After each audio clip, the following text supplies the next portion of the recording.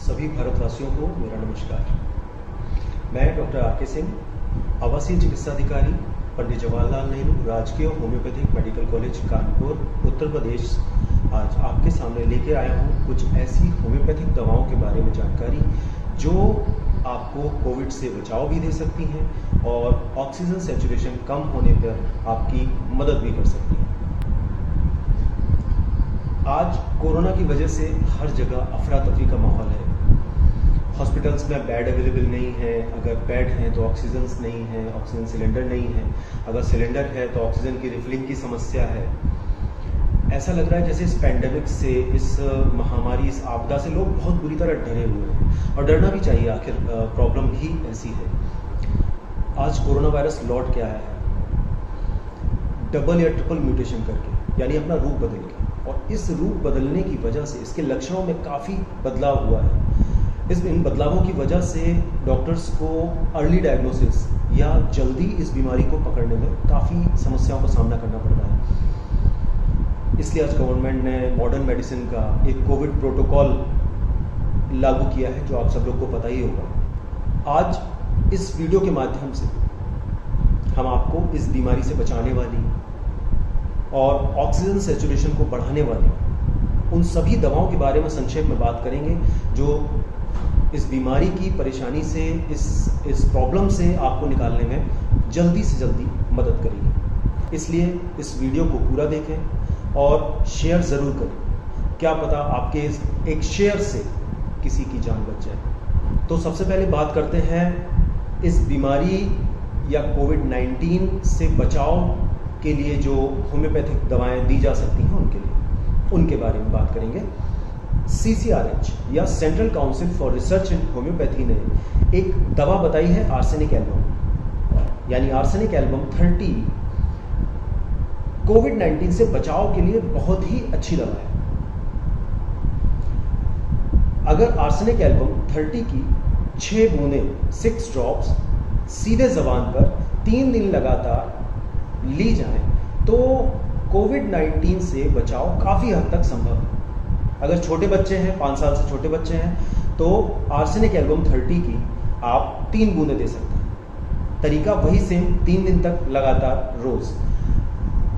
इस तरह से करने के 15 दिन बाद इस प्रोसेस को दोबारा रिपीट करें, जिससे आप 15 दिन के लिए इस बीमारी से लगभग इम्यून हो जाते हैं। अब अगर ये रोग हो जाए तो क्या करें?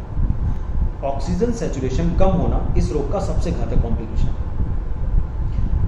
और आज जब हॉस्पिटल्स तक में ऑक्सीजन की सप्लाई उतनी प्रॉपर नहीं हो पा रही है, क्योंकि एकदम से इतनी ज़्यादा लोग बीमार हो रहे हैं, इतने ज़्यादा लोग हॉस्पिटल की ओर रश कर रहे हैं सिर्फ एक इनसिक्योरिटी की वजह से, तो हमें लगता है कि कुछ मेडिसिन हमारे हाथ में ऐसी होनी चाहिए जिससे एक बचाव हो सके या जिससे हम अपनी मदद खुद कर सकें। तो मैं कुछ ऐसी मेडिसिन के बारे में आप लोगों को बताऊंगा जिससे ऑक्सीजन सैचुरेशन काफ़ी हद तक ठीक किया जा सकता है, बढ़ाया जा सकता है। तो सबसे पहली मेडिसिन है कार्बोवेज।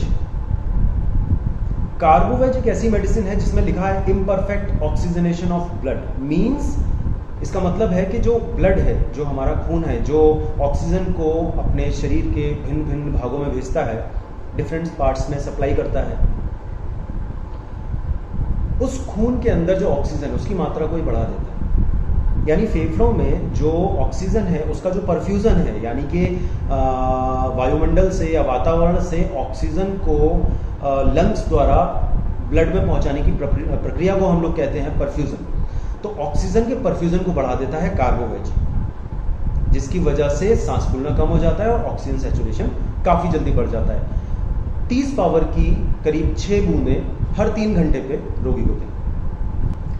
दूसरी दवा है कोका 30, जिसे कोकेन भी कहते हैं, कोका 30। इस दवा की खास बात यह है कि ब्लड ऑक्सीजन सैचुरेशन कम हो जाता है, उसके बाद भी शरीर में ताकत को बरकरार रखता है। तो शरीर में अगर ताकत बरकरार रहेगी तो इंसान अपनी जो डे टू डे एक्टिविटीज़ हैं उनको वो आराम से कर पाएगा। इसकी भी लगभग 6 से 8 बूंदें हर 3 घंटे में दे सकते हैं कार्बोवेज के साथ। एक और दवा है जो आजकल व्हाट्सएप पे बहुत ज़्यादा चल रही है, बहुत ज़्यादा उसके वीडियोस आ रहे हैं, aspidosperma quebracho. Aspidosperma quebracho lung का या फेफड़ों का टॉनिक कहा जाता है। It is also called as digitalis of the lungs. इसका मतलब यह है कि जो लंग्स की कार्य क्षमता है उसको ये बढ़ा देता है। अगर कार्बोवेज के साथ में अगर हम एस्पिडोस्पर्मा देते हैं लगभग 5-10 मिनट के गैप से और दिन में 3-3 बार अगर 20-20 बूंद इसकी देते हैं तो काफ़ी जल्दी ऑक्सीजन का जो सैचुरेशन है वो कंट्रोल में आ जाता है। एक और मेडिसिन है लोबेलिया की। अक्सर कर जो ये बीमारी है जो कोविड-19 है, इसमें लंग्स इतने ज़्यादा इन्वॉल्व हो जाते हैं, लंग्स में इतना ज़्यादा जो बलगम है भर जाता है, ऐसा लगता है जैसे कि वो सांस लेने में भी घड़घड़ाने लगता है। जब कभी भी ऐसा हो और बहुत खांसने पे भी बलगम ना निकले तो ये जो जमा हुआ बलगम है इसको पतला करने के लिए हम लोग लोबेलिया क्यू देते हैं। लोबेलिया क्यू क्या करता है कि जो सांस की नली है उसको इरिटेट करता है और म्यूकस का प्रोडक्शन बढ़ा देता है, यानी जो कफ होता है उसका प्रोडक्शन बढ़ा देता है और वो पतले कफ का प्रोडक्शन बढ़ाता है। इससे क्या होता है कि जो जमा हुआ कफ है वो ढीला हो जाता है और आराम से निकल जाता है। एक और मेडिसिन है senega. Senega Q. Senega Q की खास बात यह है कि ये ताकत देती है फेफड़ों को। इसीलिए जो बड़े बूढ़े लोग हैं उनको जो समस्या होती है जब वो अपने फेफड़ों की कमजोरी की वजह से अपना कफ नहीं निकाल पाते, अपनी बलगम नहीं निकाल पाते हैं, घड़घड़ होता रहता है और दिक्कतें बहुत ज़्यादा बढ़ जाती हैं, सांस फूलने लगती है, उस समय अगर सेनेगा क्यू दी जाती है तो ये फैसिलिटेट करती है जो बलगम एब्जॉर्ब हो सकता है उसको एब्जॉर्ब करने में और जो निकाला जा सकता है उसको निकालने में। ये भी म्यूकस लाइनिंग्स को इरिटेट करके जो आपका बलगम है उसको पतला कर देती है और पतला कर देती है तो वो आसानी से निकल जाता है। इसके अलावा एक मेडिसिन है कॉर्डिसेप्स क्यू।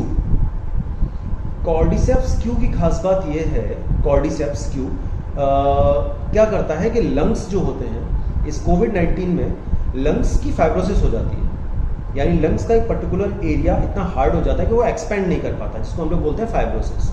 हार्डनेस हो जाती है लंग्स की। उस फाइब्रोसिस को कम करने के लिए cordyceps is one of the best medicine. इसको अगर हम 10-10 बूंद दिन में 3 बार आधा कप गुनगुने पानी के साथ देते हैं तो फाइब्रोसिस में काफ़ी जल्दी कमी आने लगती है। लेकिन ये हमें करना होता है जब कोविड का अटैक खत्म हो जाता है, फीवर और उसके अन्य लक्षण समाप्त हो जाते हैं। 2 मेडिसिन और हैं जो बहुत ही इंपॉर्टेंट है क्योंकि कोविड में खांसी के साथ बहुत ज़्यादा सांस फूलती है और सैचुरेशन एकदम से धड़ाम करके डाउन होता है। तो एक मेडिसिन है अश्वगंधा मदर टिंचर में यानी क्यू, और दूसरी मेडिसिन है मुलेठी या ग्लाइसिरिजा ग्लाब्रा क्यू। इन दोनों ही मेडिसिन को नेचुरल स्टेरॉइड कहा जाता है। बॉडी में कहीं भी इन्फ्लेमेशन होता है तो उसको ख़त्म करने के लिए, जल्दी से जल्दी रिलीफ करने के लिए हमें स्टेरॉइड्स देने पड़ते हैं। लेकिन स्टेरॉइड्स के दूसरे बहुत ज़्यादा कॉम्प्लिकेशंस हैं, जैसे स्टेरॉइड्स शुगर बढ़ा देता है। शुगर बढ़ा देता है तो उससे रिकवरी रेट कम हो जाता है और टाइमिंग बढ़ जाती है। तो इसीलिए बजाय हम आर्टिफिशियल स्टेरॉइड्स के हम नेचुरल स्टेरॉइड अगर यूज़ करते हैं जिसमें ग्लाइसिरिजा ग्लाब्रा और अश्वगंधा है तो उससे क्या होता है, उससे हमारी बॉडी की पावर बढ़ जाती है।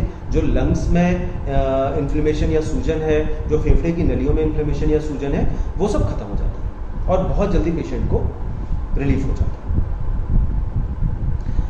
तो इस चीज़ का विशेष रूप से ध्यान रखेंगे, कोई भी दवा लेने से पहले आप किसी अच्छे होम्योपैथिक चिकित्सक से अवश्य संपर्क करें। अंत में मैं सिर्फ यही कहना चाहूँगा कि घर में रहें, सुरक्षित रहें, स्वस्थ रहें। नमस्कार।